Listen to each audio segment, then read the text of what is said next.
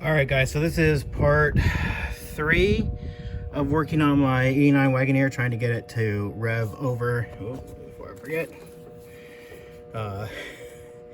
2,000 RPM, plug that in. So what I've done now is I've replaced the gasket on the EGR and cleaned it up real well. You can see I even put a new piece of vacuum line there because that vacuum hose was pretty toast. So yeah, this is this is video number 2, but video number 3, but step number 2.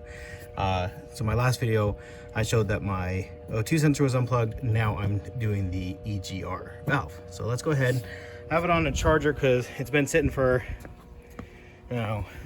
3 weeks now since I last looked at it, 2 weeks now. Let's go ahead and see if she starts.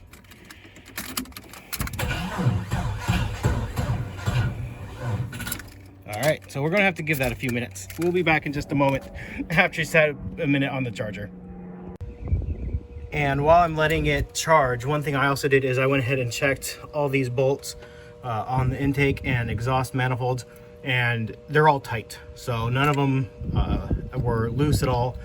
So I was kind of hoping that would be it, but that wasn't it. So yeah, so EGR valve and tightening the intake and exhaust gaskets. So all right, we're going to give it a few more moments on the charger before we try to start it again.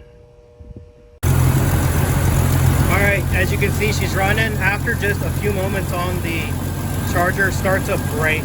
That's one of the most frustrating things about this, is if it didn't idle so nicely, quote unquote nicely, I know it idles a bit on the high side, but when it idles, it starts every time. It's